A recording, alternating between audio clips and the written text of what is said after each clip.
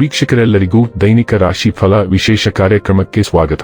ಇವತ್ತಿನ ಈ ವಿಡಿಯೋದಲ್ಲಿ ನಾವು ವರ್ಷ 2026ರ ಮೇ ತಿಂಗಳಿನ 5ನೇ ತಾರೀಕಿನ ದಿನ ಮಕರ ರಾಶಿಯ ಫಲಗಳನ್ನು ತಿಳಿದುಕೊಳ್ಳಲಿದ್ದು, ಈ ದಿನ ಮಕರ ರಾಶಿಯ ಜಾತಕದವರ ಪಾಲಿಗೆ ಹೇಗೆ ಸಾಬೀತಾಗಲಿವೆ, ಈ ದಿನ ಗ್ರಹ ನಕ್ಷತ್ರಗಳ ಸ್ಥಿತಿಗತಿಗಳೇನು ಮತ್ತು ಇಲ್ಲಿ ಉಂಟಾಗಲಿರುವ ಯೋಗಗಳ್ಯಾವುವು, ಈ ಯೋಗಗಳ ಪ್ರಭಾವ ನಿಮ್ಮ ಮೇಲೆ ಹೇಗೆ ಕಾಣಿಸಿಕೊಳ್ಳಲಿದೆ, ಜತೆಗೆ ಈ ದಿನಗಳಂದು ನೀವು ಹೊಂದಿರಬೇಕಾದ ಎಚ್ಚರಿಕೆ ಏನು ಅನ್ನೋದೆಲ್ಲವನ್ನ ವಿಸ್ತಾರ ರೂಪದಲ್ಲಿ ಇಲ್ಲಿ ತಿಳಿದುಕೊಳ್ಳೋಣ. ಮಾಹಿತಿ ತಿಳಿದುಕೊಳ್ಳುವುದಕ್ಕೂ ಮುನ್ನ ನಮ್ಮ ವಿನಂತಿ ಎಂದರೆ, ನೀವಿನ್ನೂ ನಮ್ಮ ಚಾನೆಲ್ ಸಬ್ಸ್ಕ್ರೈಬ್ ಮಾಡಿಲ್ಲವೆಂದರೆ ದಯವಿಟ್ಟು ಈಗಲೇ ನಮ್ಮ ಚಾನೆಲ್ ಅನ್ನ ಸಬ್ಸ್ಕ್ರೈಬ್ ಮಾಡಿ.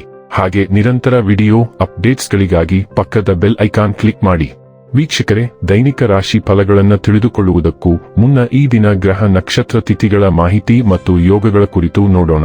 ಈ ದಿನವು ಮಂಗಳವಾರದ ದಿನವಾಗಿರಲಿದ್ದು, ವೈಶಾಖ ಮಾಸದ ಕೃಷ್ಣ ಪಕ್ಷದ ಚೌತಿಯ ತಿಥಿ ಇರಲಿದೆ. ಚೌತಿ ತಿಥಿಯು ಈ ದಿನ ಪೂರ್ಣ ರಾತ್ರಿವರೆಗೆ ಇರಲಿದೆ. ಜತೆಗೆ ಈ ದಿನ ಮಧ್ಯಾಹ್ನದ 12:55 ಜ್ಯೇಷ್ಠ ನಕ್ಷತ್ರದ ಗೋಚರವಿರಲಿದ್ದು, ನಂತರದಲ್ಲಿ ಮೂಲ ನಕ್ಷತ್ರದ ಗೋಚರ ಪ್ರಾರಂಭವಾಗಲಿದೆ. ಜತೆಗೆ ಈ ದಿನ ರಾತ್ರಿಯ 12:17 ಶಿವ ಹೆಸರಿನ ಯೋಗ ಇರಲಿದ್ದು, ನಂತರದಲ್ಲಿ ಸಿದ್ಧಿ ಹೆಸರಿನ ಯೋಗ ಪ್ರಾರಂಭವಾಗಲಿದೆ. ಇನ್ನು ಈ ದಿನ ಚಂದ್ರದೇವನು ಮಧ್ಯಾಹ್ನದ 12:55 ವೃಶ್ಚಿಕ ರಾಶಿಯಲ್ಲಿ, ನಂತರದಲ್ಲಿ ಧನುರಾಶಿಯಲ್ಲಿ ಗೋಚರಿಸಲಿದೆ. ಅದೇ ಸೂರ್ಯದೇವನು ಈ ದಿನ ಮೇಷರಾಶಿಯಲ್ಲಿ ಗೋಚರಿಸಲಿದ್ದಾನೆ. ಇನ್ನು ಈ ದಿನದಂದು ಅಭಿಜಿತ್ ಮುಹೂರ್ತ ಬೆಳಿಗ್ಗೆಯ 11:51 ಇಂದ ಮಧ್ಯಾಹ್ನದ 12:45 ಇರಲಿದೆ. ಇದು ಈ ದಿನದ ಗ್ರಹ ನಕ್ಷತ್ರ ತಿಥಿಯ ಕುರಿತಾದ ಮಾಹಿತಿಯಾಗಿದ್ದು, ಇದರ ಆಧಾರದ ಮೇಲೆಯೇ ನಿಮ್ಮ ದಿನಚರಿಯಲ್ಲಿಯೂ ಬದಲಾವಣೆ ಕಂಡು ಬರಲಿದೆ.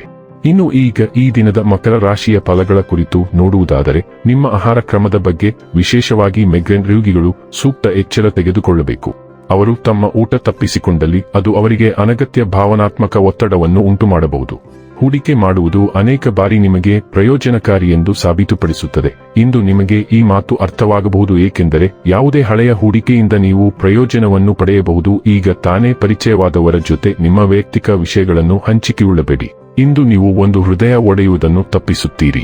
ಒಂದು ಕಠಿಣ ಸಮಯದ ನಂತರ ಕೆಲಸದಲ್ಲಿ ಏನಾದರೂ ಸುಂದರವಾದ್ದರಿಂದ ಈ ದಿನ ನಿಮಗೆ ಆಶ್ಚರ್ಯವನ್ನುಂಟು ಮಾಡುತ್ತದೆ. ಕಾರ್ಯನಿರತ ದಿನಚರಿಯ ಹೊರತಾಗಿಯೂ ನೀವು ನಿಮಗಾಗಿ ಸಮಯವನ್ನು ತೆಗೆಯಲು ಸಾಧ್ಯವಾಗುತ್ತದೆ. ಬಿಡುವಿನ ವೇಳೆಯಲ್ಲಿ ನೀವು ಇಂದು ಸೃಜನಾತ್ಮಕವಾಗಿ ಏನಾದರೂ ಮಾಡಬಹುದು.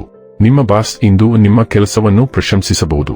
ನಿಮ್ಮ ಕ್ರಿಯೆಗಳನ್ನು ಅರ್ಥ ಮಾಡಿಕೊಳ್ಳದವರಿಗೆ ಸಮರ್ಥಿಸಿಕೊಳ್ಳಲು ಪ್ರಯತ್ನಿಸುತ್ತಾ ಶಕ್ತಿಯನ್ನು ವ್ಯಯಿಸಬೇಡಿ. ನೀವು ತುಂಬಾ ಕಾರ್ಯನಿರತರಾಗಿರಬಹುದು ಮತ್ತು ಮುಂಬರುವ ಕೆಲಸಗಳು ನಿಮ್ಮ ಹಿಂದಿನ ನಿಶ್ಚಿತಾರ್ಥಗಳಲ್ಲಿಯೂ ಕೆಲವು ಬದಲಾವಣೆಗಳನ್ನು ಮಾಡಬೇಕಾಗಬಹುದು. ಬೇಡಿಕೆಗೆ ಅನುಗುಣವಾಗಿ ಹೊಂದಿಕೊಳ್ಳಿ. ಆರೋಗ್ಯ ಮತ್ತು ಸ್ವಾಸ್ಥ್ಯ ಬಗ್ಗೆ ತಿಳಿದುಕೊಳ್ಳೋಣ. ಚರ್ಮ ಮತ್ತು ಹಲ್ಲುಗಳಿಗೆ ಸಂಬಂಧಿಸಿದ ಸಮಸ್ಯೆಗಳಿಂದ ನೀವು ತೊಂದರೆಗೊಳಗಾಗಬಹುದು. ನಿಮ್ಮ ಆಹಾರದಲ್ಲಿ ಸಾಕಷ್ಟು ಹಣ್ಣುಗಳು, ಹಸಿರು ತರಕಾರಿಗಳು, ಹಾಲು ಮತ್ತು ಹಾಲಿನ ಉತ್ಪನ್ನಗಳನ್ನು ಸೇವಿಸುವುದನ್ನು ಖಚಿತಪಡಿಸಿಕೊಳ್ಳಿ.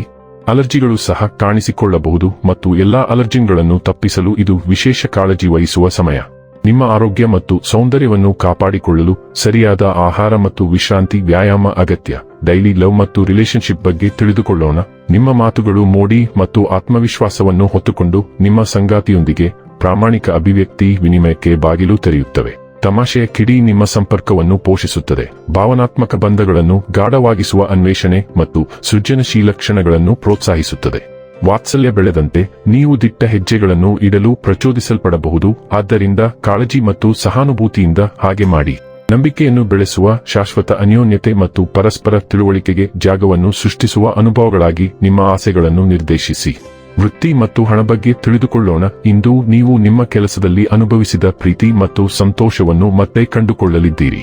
ಕಳೆದ ಕೆಲವು ವಾರಗಳಿಂದ ಬಾಹ್ಯ ಒತ್ತಡವು ನಿಮ್ಮಿಂದ ಈ ಸಂತೋಷವನ್ನು ನಿರಂತರವಾಗಿ ಕಸಿದುಕೊಳ್ಳುತ್ತಿದೆ. ಆದರೆ ಇಂದು ನೀವು ಈ ವೃತ್ತಿಯನ್ನು ಏಕೆ ಆರಿಸಿಕೊಂಡಿದ್ದೀರಿ ಮತ್ತು ಅದು ನಿಮಗೆ ಎಷ್ಟು ಸೂಕ್ತವಾಗಿದೆ ಎಂಬುದನ್ನು ನೆನಪಿಟ್ಟುಕೊಳ್ಳಲು ಒಂದು ಘಟನೆ ನಿಮಗೆ ಸಹಾಯ ಮಾಡುತ್ತದೆ.